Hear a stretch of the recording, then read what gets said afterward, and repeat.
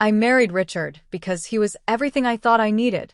Stability, maturity, a man who had already built a life, who knew what he wanted and how to get it. Love, for me, had never been about overwhelming passion. It was about choosing wisely, about security. And Richard was safe.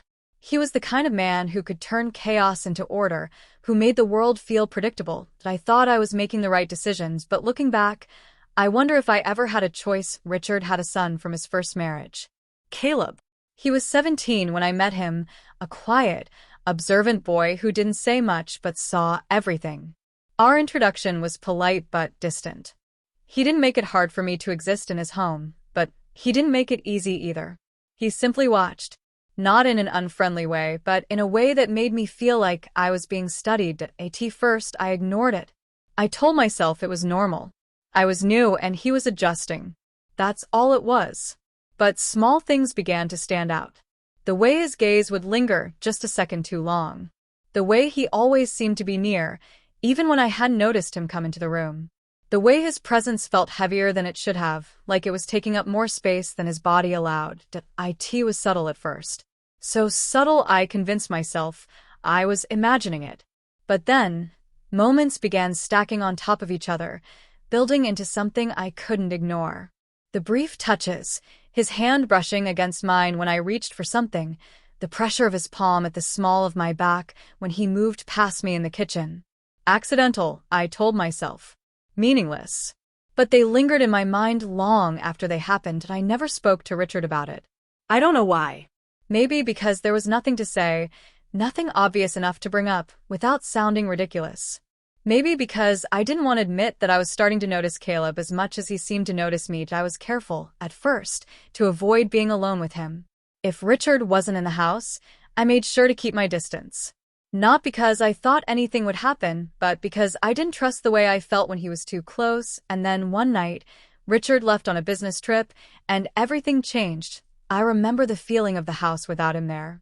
It was different, quieter, heavier. The air felt thick, like something was pressing down on me. I stayed up later than usual, drinking wine in the living room, trying to ignore the restlessness that had settled deep in my bones. I told myself I was just lonely. That was all it was, and then Caleb walked in. He wasn't supposed to be awake. It was past midnight, and he was usually in his room by then.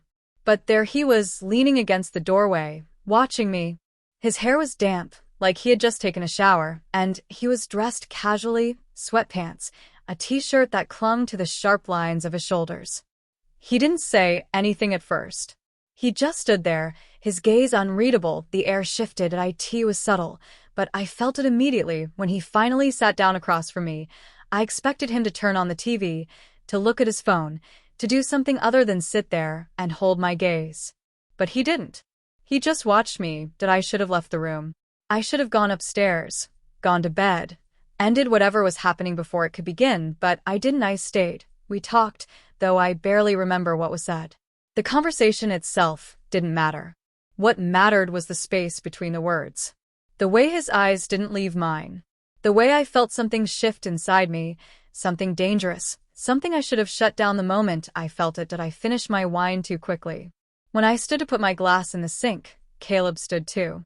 He was too close, close enough that I could feel the heat of him, close enough that I had to tilt my head to look up at him. I don't know how long we stood like that, too long, and then I did what I should have done the moment he walked into the room. I turned and left. The next morning, I told myself it was nothing. Just a moment. A harmless conversation.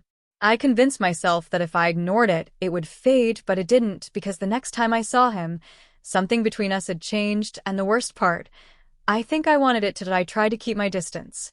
Acted as if nothing had changed, kept our conversations brief, avoided being alone in the same room. It should have been easy. He was just a teenager after all. A boy who was only in my life because I had married his father. But avoidance didn't erase what had already happened. It didn't stop me from feeling the weight of his gaze when I entered a room. It didn't stop my skin from heating under his attention. And it didn't stop the thoughts I wasn't supposed to have. Richard returned from his trip, and everything should have gone back to normal. I should have been relieved, grateful to have the balance restored. Instead, I felt tense, unsettled, like I was waiting for something. Caleb acted no differently toward his father. But when our eyes met across the dinner table, something unspoken passed between us. A silent acknowledgement that what had started that night hadn't ended. It had only begun. One evening, Richard had to attend a late meeting. It wasn't unusual, his job demanded long hours, and I was used to spending nights alone in the house. Normally, I'd read, take a bath, watch something mindless to pass the time. That night, I did none of those things. That night, I was too aware of Caleb's presence just down the hall. I stayed in the kitchen longer than I needed to, my hands resting on the cool marble counter as I tried to focus on anything but the thoughts creeping into my mind. I told myself I would go upstairs, lock myself in the bedroom, and the night before it could turn into something else, but then I heard footsteps behind me. I didn't turn. He didn't speak. The silence stretched between us, thick, charged, almost suffocating. I could feel him standing close enough that if I moved even slightly, we would touch. I know you think about it. His voice was low, measured, a quiet statement that sent a shiver down my spine. I gripped the counter tighter. Go to bed, Caleb. A pause. Then, a quiet chuckle. You didn't tell me to stop. My breath caught. My own hesitation betrayed me. I should have been firm. Should have shut it down the way I had told myself I would. But I couldn't move. I couldn't turn around. I could only stand there, frozen in place, while something dark and unspoken filled the space between us. I don't know how long we stood there. It felt like minutes, hours, a lifetime. And then, without another word, he walked away. Did I let out a breath I hadn't realized I was holding? That should have been the end of it. But it wasn't. The tension between us grew thicker, tighter, like an invisible string pulling us closer each time we were near each other. I tried to act as if nothing had changed, but Caleb was bolder now. His touches became more deliberate, his words laced with something dangerous. And I was letting it happen, and I caught myself anticipating it, waiting for the next moment he'd brush past me, the next stolen glance when Richard wasn't looking. I told myself I was still in control, that nothing had actually happened, that I hadn't crossed any lines. But deep down, I knew that was a lie, because every time Caleb looked at me like that, I didn't look away, and I knew it was only a matter of time before I stopped pretending to resist. I had convinced myself that as long as nothing physical happened, I wasn't doing anything wrong.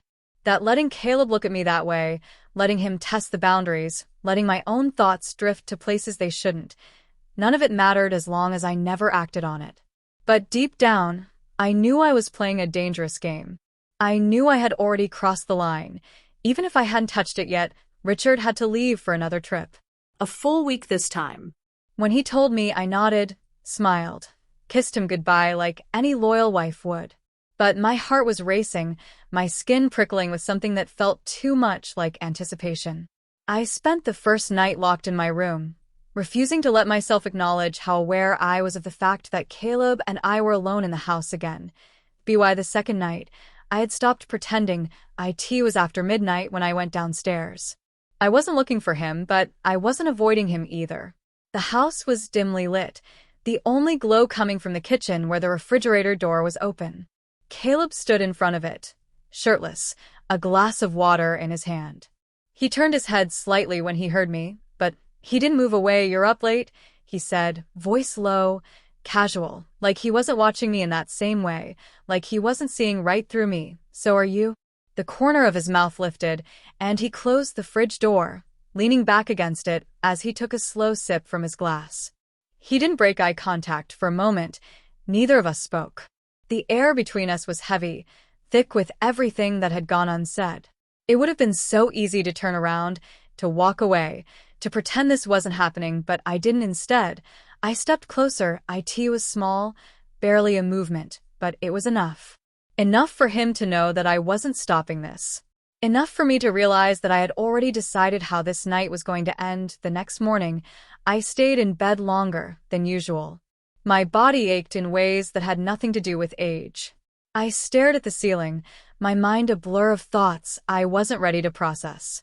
I should have felt guilty. I should have felt disgusted with myself. But all I felt was a quiet sense of inevitability, As if this had always been the path I was meant to take. Caleb wasn't in the house when I finally got up. For a moment, I thought he had left, that maybe he had realized what we had done and regretted it. Maybe he had finally come to his senses, even if I hadn't. But then I found a note on the kitchen counter, scrawled in his messy handwriting. Went out for a bit. Didn't want to wake you. See you tonight. Tonight, the words sat heavy in my chest. Because I knew what it meant. I knew this wasn't a mistake we had made just once. It was a mistake we were going to keep making. I told myself I would stop it. That I would make it clear that last night had been a lapse in judgment, that it could never happen again. But when Caleb came home that evening, something in his expression told me that he wasn't going to pretend.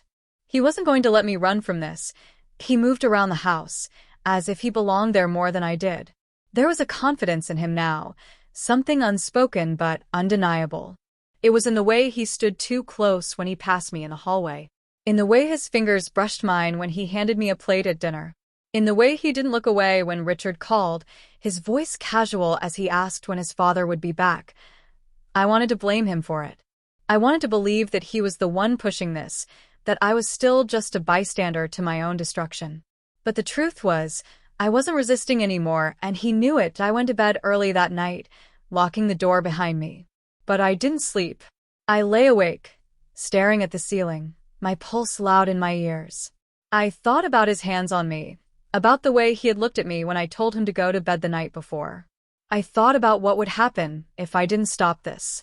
If I let myself fall any further, and the worst part, I didn't know if I wanted to stop. The morning Richard was supposed to come home, I woke up alone. Caleb had already left the bed, already moved through the house like nothing had happened. I found him in the kitchen, eating breakfast, casual, unaffected, as if this had always been our reality. Neither of us spoke about the night before. We never did. But this time, something felt different. He was watching me, waiting, expecting something.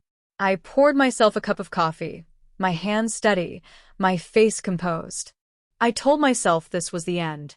That once Richard walked through the door, everything would go back to normal. That Caleb and I would forget this ever happened. But I knew it wasn't true. And so did he. The day passed in unbearable tension. I spent hours cleaning the house, anything to keep my hands busy, anything to keep my thoughts from circling back to the nights I had spent wrapped up in someone who wasn't my husband. Caleb was always nearby, but never too close, never saying anything but always present. Watching. I hated that I knew exactly what he was thinking, because I was thinking the same thing. What happens now? Richard's flight landed late. I drove to pick him up, my heart hammering the entire way, the weight of my betrayal sitting heavy on my chest. I practiced my smile in the rearview mirror, rehearsed my words, made sure my voice wouldn't shake when I said, "I missed you." When I saw him step through the airport doors, tired but happy to be home, I felt something crack inside me. This was my husband. This was the man I had promised myself to. And I had destroyed everything. But I smiled anyway, let him kiss me, let him hold my hand as I drove us home, pretending that I wasn't unraveling inside. Walking back into that house with him felt suffocating. The air was thick, the walls pressing in, every inch of the space tainted by what had happened in his absence. Caleb was in the living room when we arrived. He stood when Richard walked in, greeted him like nothing was wrong. And Richard, oblivious as ever, clapped a hand on his son's shoulder, telling him how good it was to see him. My stomach turned. I wanted to run. I wanted to be anywhere but there, standing between them, suffocating under the weight of a secret I could never confess. That night, I lay beside my husband, listening to his steady breathing, staring at the ceiling, feeling like I didn't belong in my own bed. I told myself it was over, that this was the last time I would let myself think about Caleb, the last time I would let myself want him. But then, as if the universe wanted to punish me for my lies, my phone lit up on the nightstand. A single message, "Can't sleep." I stared at the screen, pulse pounding, throat dry. I didn't respond. I turned the phone over, face down, as if that would change anything. As if I hadn't already made my choice. The next morning, I forced myself into my usual routine. Wake up before Richard. Make coffee. Smile as if nothing was wrong.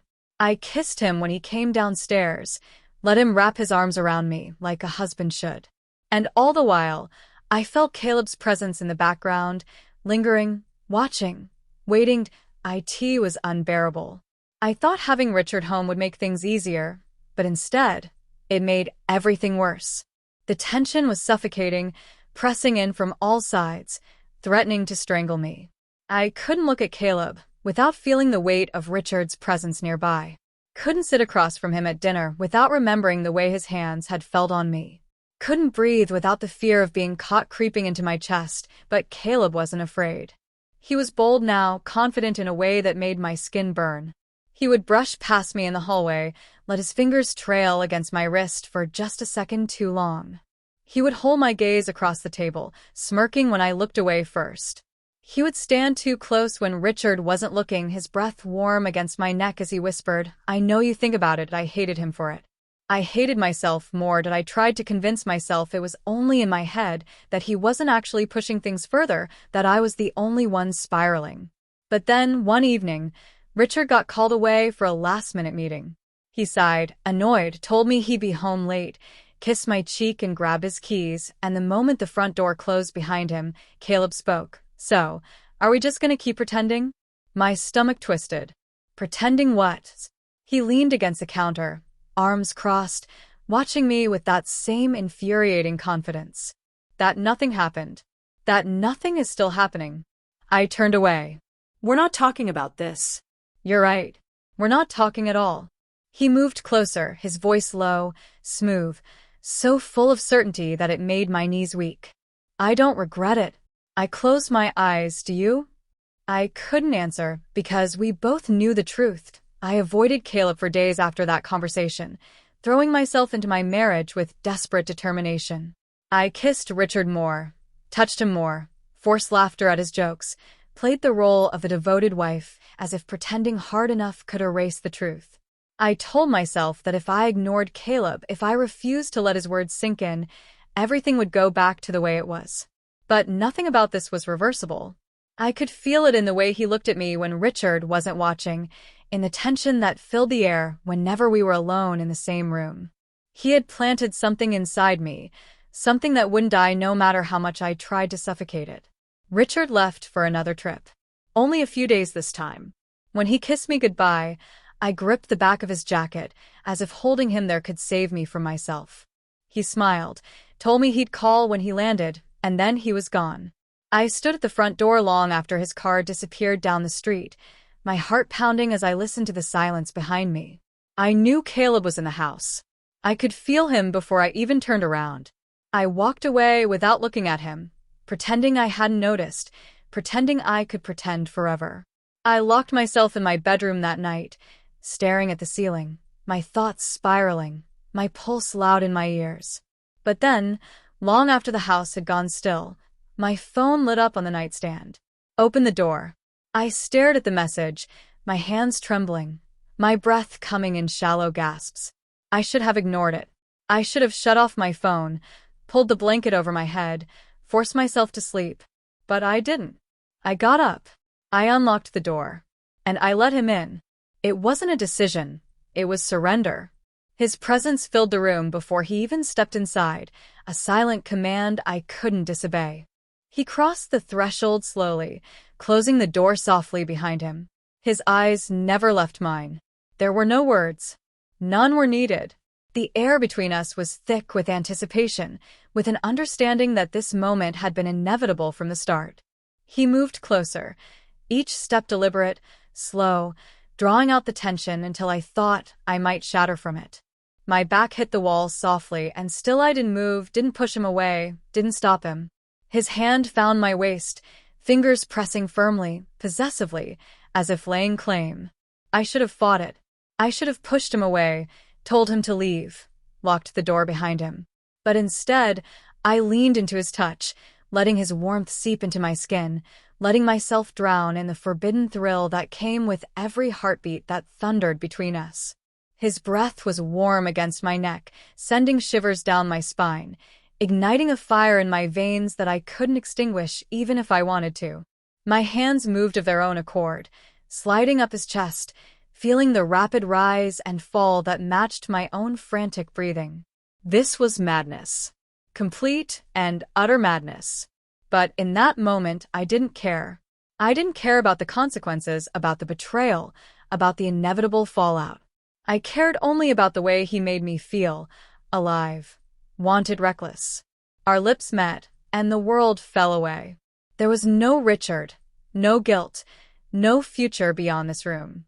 Just us. Just this. And for the first time in months, I felt free. Free from the weight of expectation, from the prison of my own choices. Free to be exactly who I wanted to be, even if only for a fleeting, forbidden moment. When it was over, we lay there in the darkness, tangled together, our breaths mingling in the quiet of the night. I should have felt shame, regret, anything to remind me of the woman I used to be. But I felt nothing but a twisted sense of satisfaction, a dark, dangerous thrill that pulsed beneath my skin, making it impossible to turn back now. Caleb's fingers traced patterns along my arm, gentle, unhurried, as if he had all the time in the world. As if this wasn't wrong, wasn't a betrayal, wasn't something that could tear our world apart. "What now?" he asked, his voice soft, laced with something I couldn't quite place. Hope, maybe, or possession. I didn't have an answer. There was no plan, no path forward that didn't lead to destruction. But I couldn't bring myself to care. Not in that moment. "I don't know," I whispered, the admission barely audible, lost in the darkness that surrounded us. And that was the truth. I didn't know what came next, didn't know how to untangle myself from this web we'd spun. All I knew was that I didn't want it to end. Not yet. Not while the thrill still lingered on my skin, a constant reminder of the choices I'd made, the boundaries I'd crossed. I woke up before dawn, tangled in sheets that weren't mine, in a bed I wasn't supposed to be in. Caleb's warmth was still pressed against my back, his arm draped lazily over my waist, his breathing slow and steady. For a few fleeting moments, I let myself exist there, in the quiet, in the aftermath of a choice I could never take back. The world outside this room didn't exist yet. There was no husband waiting for me, no consequences creeping at the edges of my reality. There was only the heavy scent of him on my skin, the dull ache that served as a reminder of everything I had allowed to happen. But reality always catches up. I slid out from under his arm carefully, my breath shallow as I sat up, letting my feet touch the cold floor. My clothes were scattered, evidence of the night before, of every boundary we had obliterated, of every whispered promise we'd made in the dark. I forced myself to move, picking up each piece, slipping them back on as if dressing could undo what I had done. I felt Caleb shift behind me, his hand reaching out, fingers brushing against the small of my back, a silent attempt to pull me back down beside him. "Stay," he murmured, his voice still thick with sleep. I closed my eyes. "I can't." He didn't argue, but I could feel his disappointment. Not because he had expected me to stay, but because we both knew this wasn't over. I left without another word. I spent the day drowning in silence, moving through the house like a ghost. Every room held a memory I wasn't ready to face. The kitchen, where our glances had stretched too long across the dinner table. The hallway, where his fingers had brushed against mine in passing. The bedroom, where I had spent countless nights lying beside my husband, pretending I wasn't thinking about someone else. Richard would be home in less than 24 hours. Everything needed to go back to normal, but normal no longer existed. I found myself staring at my reflection in the bathroom mirror, searching for the woman I used to be. She wasn't there. Instead, I saw someone else, someone reckless, selfish, someone who had taken what she wanted without thinking about the consequences. Someone who had ruined everything, and yet, the worst part wasn't the guilt. It was the fact that I didn't regret it. Caleb didn't seek me out that night, and I told myself I was grateful. It was a lie. I stayed awake, listening for his footsteps, my body tense with expectation that never came. I hated myself for it, for wanting him, for craving the rush that came with every stolen moment. But wanting something doesn't make it right. It just makes it harder to walk away. Morning came, and with it, Richard. I forced a smile as he walked through the door, wrapped my arms around him, Let him press his lips to mine. He smelled the same, familiar, safe. I wanted to believe that was enough. That I could bury this secret deep enough that it would never surface. That I could erase Caleb from my thoughts, from my body, from the parts of me he had already claimed, but secrets have a way of unraveling, and mine was about to come crashing down. I should have known something was wrong the moment I saw Caleb that evening. There was a shift in him, a quiet defiance that hadn't been there before. He met my eyes across the dinner table, held my gaze too long, made my stomach twist into knots. Richard was talking, oblivious to the tension crackling between us. Unaware that the boy sitting across from him wasn't the same son he had left behind. Caleb was playing with fire, and I was about to get burned. The moment I was alone in the kitchen, he followed. I felt him before I heard him, the air thickening, the hairs on my arms standing on edge. I turned, ready to tell him to stop, to plead with him to let this die before we destroyed everything. But the words never left my lips, because he stepped closer, too close, and then, "Tell me you don't want me," he whispered, his voice low enough that it was only for me. A challenge laced with something dark, something possessive. My heart slammed against my ribs. "Caleb, stop." But I didn't move. His fingers grazed my wrist, the same way they had 100 times before. Only this time, we weren't alone. Richard was upstairs.